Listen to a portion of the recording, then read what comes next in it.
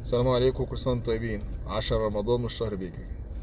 النهارده الواحد صاحي على الفيديو بتاع جده بتاع نادي الزمالك. بصراحة فيديو غريب وعجيب. فيديو لا يوصف غير ان هو فيديو غريب وعجيب. راجل جده كبارة في نفسه كده، ماسك الميكروفون وبيلف بيه في النادي يعني.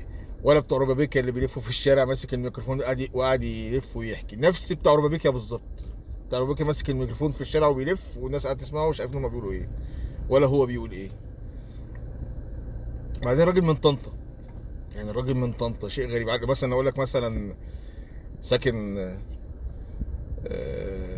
جنب نادي الزمالك، اقول لك معدي دخل غلط مثلا، فالظروف ساعدته ودخل جوه. ده جاي من طنطا، يعني راجل جاي من طنطا مشحون. الا بقى اذا كان عضو في النادي، دي حاجه تانية خالص يعني. بس راجل من طنطا وبيتكلم كلام غريب، يعني كلام بصراحه يخليك تشك في قواه العقليه. ما فيش غير كده يعني. الخطيب بياخد ساعات وما بياخدش ساعات. طب انت عرفت ان يا عم الحاج؟ في حد يكلمك يعني؟ حد اتصل عليك قال لك ان الناس دي بتاخد ساعات وروح انت خلص الحوار يعني؟ ولا انت كابوس جالك ولا حلم جالك؟ يعني القصه دي محتاجه ترد علينا فيها. وبعدين يقول لك مرتضى منصور رئيس مصر القادم. اول ما قال القصه دي بس هو كده متآمر وهبل. انت متآمر وهبل، ما مالكش حل غير كده. يعني ده انت لو عايز تبقى تسجن نفسك مش هتقول الكلمتين التعبانين اللي انت قلتهم دول. وبعدين يجي في الاخر يختم يقول لك الهلال هيفوز واحنا هنشجع الهلال. مبدئيا احنا مش محتاجين تشجيعك، يعني احنا الحمد لله جماهير الاهلي كتير ومش محتاجين تشجيعك.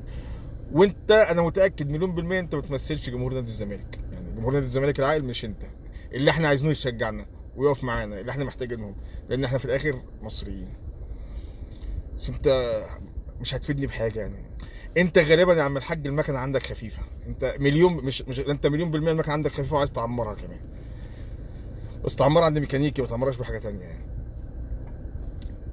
ان شاء الله الاهلي هيفوز.